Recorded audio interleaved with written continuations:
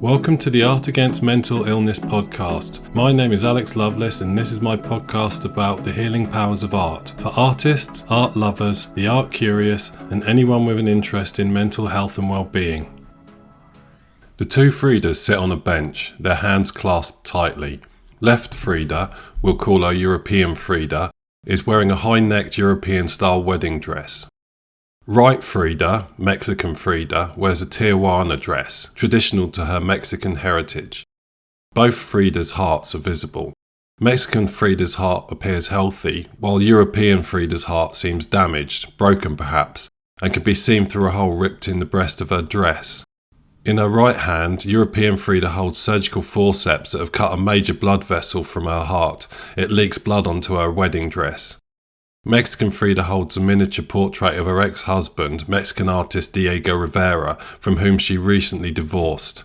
A blood vessel connects to this portrait from her heart. Her dress is intact and clean. Both Fridas stare resolutely at the viewer, seemingly defiant, yet European Frida seems paler, diminished, frailer.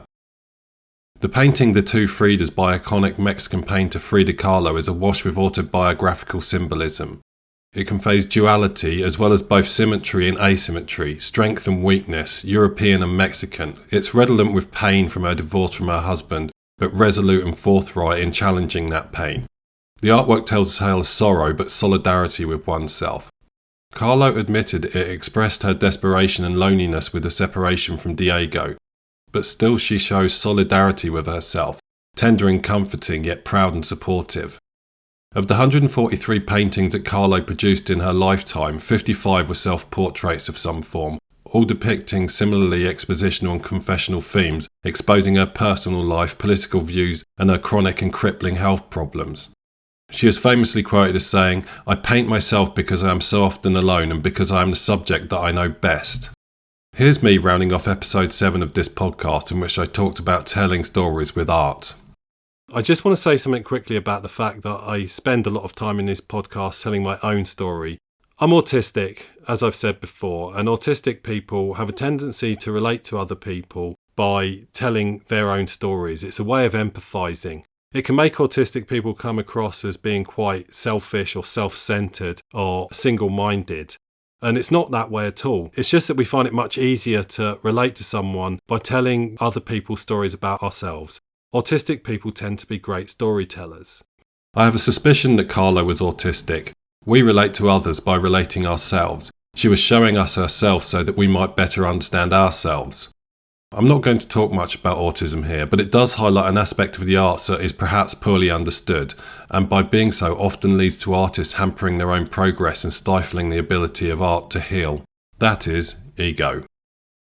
Narcissus was a mythological Greek dude who was ridiculously attractive. He was shown his own reflection in a pool of water by the goddess of retribution, Nemesis. This was the first time he'd ever seen himself in all his hotness. On seeing his delectable visage, he immediately falls in love with himself and can't tear his beautiful eyes away. Depending on which version of the myth you're reading, he either falls into the pool and drowns or wastes away. On the plus side, the gods posthumously transformed him into a flower that grows by the water's edge. Psychological Diagnostic Bible, the Diagnostic and Statistical Manual of Mental Disorders, aka DSM, states the first criteria of narcissistic personality disorder as a grandiose sense of self-importance. Narcissism is a real thing, as anyone who pays attention to the incessant ranting of Donald Trump will know. But would you call Frida Kahlo narcissistic? How about Vincent van Gogh, who produced 36 self-portraits, or Rembrandt, who produced nearly 80 self-portraits? I talk a lot about myself and my own journey on this podcast. That's partly because this is me, this is my life. I started up a podcast about mental health and art because these two things are, for one reason or another, really important to me. But just as importantly, I want to help other people, and one of the best ways to do that is to share your own stories so that others can empathise. It can really help people with similar struggles to rationalise their own situations, or at the very least to feel like they're not alone. I don't mind the sound of my own voice. I've got used to it over the years, and I do like the things that I say. I like the things that I write. And as I've said many times before on this podcast, the reason you know you're producing good work is because you like it. And if you like it, then someone else is going to like it. But maybe this all comes across a bit narcissistic. But we're all the stars of our own movie, and whether or not you've got a planet-sized ego, you're the centre of your own universe. And through everything you've experienced, left your childhood home, found love, a career, had kids, one way or another, you're still viewing it from your perspective. It's the only point of view that you've got. The best you can try to do is understand and rationalise and empathise with someone else's situation. Where our situations cross over, where we have aspects of our life that overlap with similar aspects of someone else's life, then we can relate on that level and communicate and hopefully help each other out, or at least understand and empathise. Talking about yourself is important. It's why therapy is such a big industry. You don't have to have a big ego for that to be the case. This is a podcast about art, and whether you're a creator or a consumer, art is inherently personal and subjective. I've talked before about how, when you share an artwork with the world, you let go of it and it takes on a life and a meaning of its own. It's not yours anymore. The experience of it belongs to the viewer. It's not really about you anymore, but when you created it, it was. And from your perspective, it always will be. As a creator, it's not unusual to find yourself in a situation where someone sees a work you made and says something like, "I interpret this as a really cheerful, serene, affirming work." And you look at it and go, "No mate, I was miserable when I made that. That was like the worst part of my life." There's always going to be some level of disconnect between you and your audience, and that's just the nature of the beast. But whether or not you communicate your motivations or the meaning behind a work of art, whether or not that's understood and relatable by the person who viewed that art, you had those motivations, and you chose the subject, you chose the narrative, you chose the colours, the framing, you chose the length, the size, you chose the medium and where and when to show it. And all of those are very personal to you. It might just be personal to your life situation at that moment. Maybe you had to show it at that specific moment because that was the only time the exhibition space was available. Maybe you painted a blue picture because that was the only colour of paint you had left. Maybe you made that haunting think piece because you were at that moment, well, haunted. All art is autobiographical, whether you want it to be or not. You may choose to try and obfuscate your true self or your true nature in your works, but that choice is autobiographical in itself. The same is true for any act of creation by humans, be it a mathematical proof or development of a new technology or baking a loaf of bread. We put a flavour of ourselves in everything that we do. Everyone of note in culture is of note because of the choices they've made based on the type of person they are, given the opportunities they were given. Our world centres around humans, and humans have their stories, and those stories contribute to whatever impact that human has on the world. Be it a tragic infant who never made it to their first birthday to someone who lived to 110 years old. In both instances, they made a fundamental impact on the world, the people around them, for better or for worse, and created reverberations that would be felt across people, communities, and time. You might argue that, say, a documentary photographer or a realist landscape painter or a nature illustrator have the responsibility to transmit the subject honestly and accurately, to ultimately be invisible, which they may well do, but in all these cases they had to choose the subject, the framing, the rendering, and depending on how important they are within their field, they might be more important than their subjects anyway. The idea that a work of art is of the same value independently of the knowledge of who the creator is doesn't stand up to scrutiny. Say you owned a beautiful landscape that was given to you by a friend or you found at a car boot sale or something. You love it, but you don't have that much attachment to it. It cost you a tenner or whatever. When you moved house, it just got chucked in the back of a van, and it's seen its fair share of splatter of beverages from children and drunk uncles. What then if you, on a whim, took it to the Antiques Roadshow, only to discover, in fact, that this is a long-lost Constable landscape? Auction value of £1 million plus. You're saying that that painting hasn't gone up in your estimation? That you don't suddenly see details and flourishes that you didn't see before? That you don't start treating it reverently and with great care? Identity matters in art. The very idea that Jimi Hendrix touched a particular guitar can exponentially increase its value. Andy Warhol never set foot in the same room as many of the works of art attributed to him, yet they still sell for tens of thousands of dollars. What matters is that he chose to depict those soup tins. The soup tins weren't the point. The point was Warhol and his message. You can't help but get in the way of your subject. The subject is only the subject because you made it so. And this is a subject that I've touched upon before and will likely do so many times again. The idea that you can separate an artwork from the artist and have it hold the same meaning and value is ridiculous. Art is created by humans as a means to interact with other humans. For human interaction to occur, there needs to be two sides of that communication. Despite how incredibly human-like chatbots are getting, most people can tell when they're talking to one and would prefer to be talking to a human in any case. Art is culture that happens between and among humans. Not machines and humans, not dolphins and humans, not dogs and humans.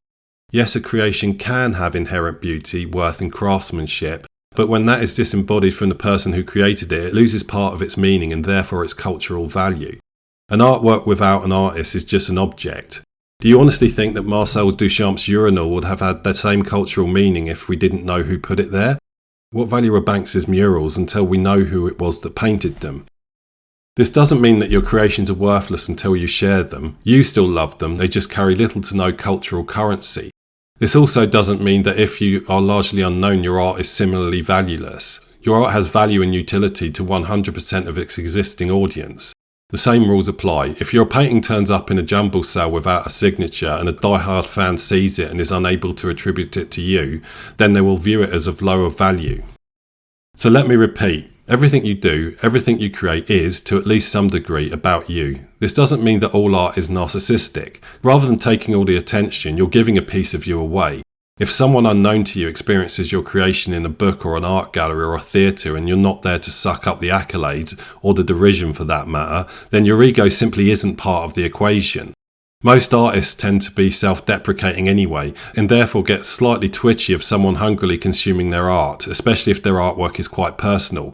And many of us have nightmares about champagne-sipping, socialite art establishment snobs delightfully denigrating our loved creations. Far from being an ego trip, it's at best a terrifying ego roller coaster and at worst, ego destruction. So not only can you not extract yourself from your art, it's pretty essential that you are, to some degree at least, on show. And far from being narcissistic, in most cases the act is selfless to a destructive degree. You should embrace this reality, or at least accept it, and not feel shy when your art expresses something directly about you. Celebrate that. Art is a means of communication. It is about conveying your experience, vision, thoughts, your feelings, your point of view and your worldview, and communicating it to other people in some form. So you're out and about and you see something cool, like a stunning view or an interesting happening or some landmark. You take a picture with your phone and you send it to a friend or share it on social saying, "Look at this cool thing I just saw." Maybe you strike a pose and make it a selfie. That act in itself is an act of creation. Because the act of creation in itself is an act of choice. You choose what to photograph or video. You choose what to paint. You choose how to paint it. You choose what story to tell, and you choose whether or not to put yourself in it. This is just what we do. We as humans need to communicate with other humans. We want to tell people about our experiences, our successes, our landmarks, our nice lunch. No one else really cares about that poorly framed photo of the Taj Mahal. They care that you took it and that you were there looking hot in both senses of the word. In fact, your humanity and your presence in your history, your life, your reputation, your influence, the colour of your skin, your height, the tone of your voice, these are all things that send signals to other humans about you and the thing that you're conveying. And it's inescapable. You can try and change it, but there's only so far you can go with this. Your communications, your interface with the world is your identity. Some people choose to expose and mediate that via selfies and 30-second videos. Some choose to paint a bowl of fruit that took them weeks to create. Some dance. Some write erotic fan fiction about vampires. The intersection of who you are as a person and how you choose to portray yourself defines your message and how it's perceived. This doesn't always go to plan. Vanilla Ice springs to mind. But it is what it is, and it is you. Some folks going to like that, some folks don't. Maybe you like what I make, how I present myself to the world. Maybe you don't. I hope you do, but it's not a prerequisite. This is just me. I do what I do. If you don't like it, don't listen. At some point I figured out that I'm fairly articulate and I'm very open with my own experiences, almost pathologically so. And I've used that to both my detriment and to my benefit. And starting up this podcast was a recognition of that. Despite the fact that I was odd and barely articulate as a kid, I've learned how to communicate pretty well. And therefore, in terms of carrying message by the medium of talking to people who are not in the same physical space as me, I'm quite well placed. And part of that is me talking autobiographically. It's a recognition of the part of myself that knows stuff and likes to talk. And because of the way that I say things, people are inclined to listen and derive value from the things that I say. At least I hope so. Either way, this is how I choose to portray myself, and it's as much an expression of my creative identity as my paintings are. I've got a bit of a ritual. Every year I make a submission to Portrait Artist of the Year. For those listeners not in the UK, this is a TV show where artists attempt to portray a celebrity sitter in 4 hours. It's a pretty big thing for the UK arts community. To enter, you submit a self-portrait. 5 or 6 years ago, I thought I was in with a chance. I paint people pretty well, so I made a self-portrait, a pretty good one, and submitted it for judging. I was, of course, rejected, as I have been every year since.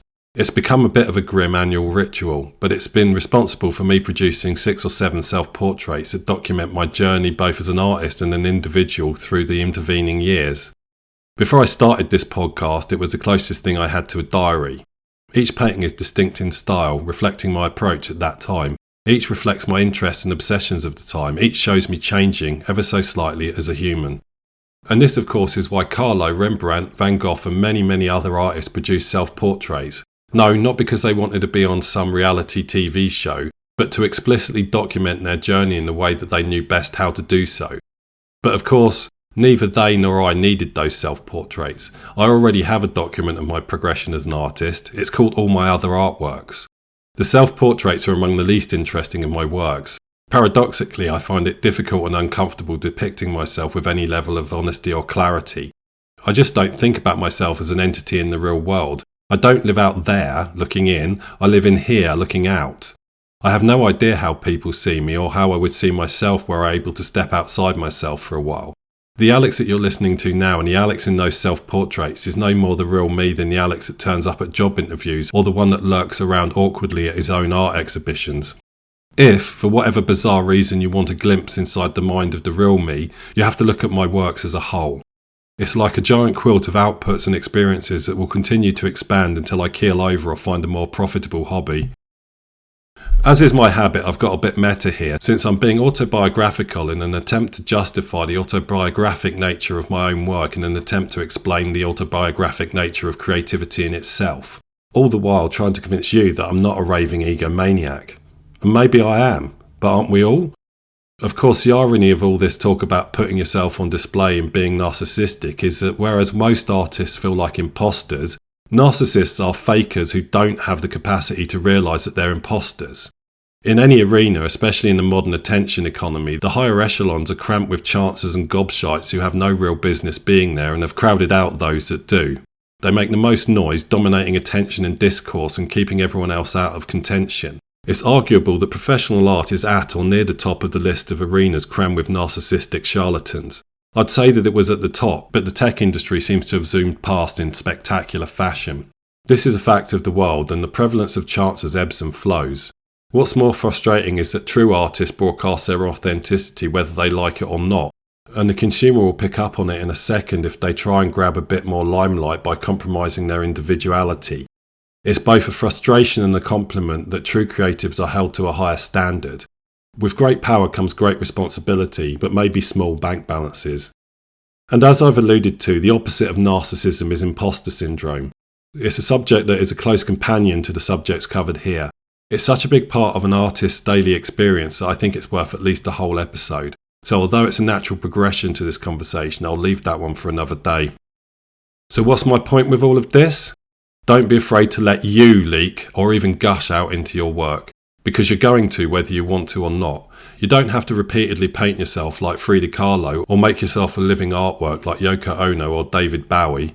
But if you try to remove yourself from your art, then you're not only making things unnecessarily difficult for yourself, but you're also leeching out the most important bit, and the bit that everyone else wants to see, you.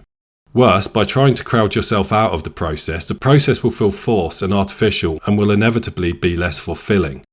This can easily lead to frustration and fuel imposter syndrome. None of this bodes well for the therapeutic value of art. It's also worth noting that you are not a fixed entity and you will change over time. I covered this quite a bit in my episode on finding your voice. As you change, so should your voice, otherwise you'll find yourself editing the real you out of your art anyway. So make sure you're there, now and always. It's neither vain nor narcissistic to do so, in fact it's necessary. So you do you in all your glorious technicolor and bollocks to the haters. Right, I'm off to record my first interview episode this afternoon. Hopefully that goes well and I'll share it with y'all. Really looking forward to that. In the meantime, please like, review and share this podcast. Follow me on Blue Sky at alexlovelaceartist.bsky.social. Support me on Patreon at patreon.com/AlexLovelace. I'm currently unemployed and making this podcast cost me money and a lot of time, so every little helps. Thanks again, and I'll be back soon.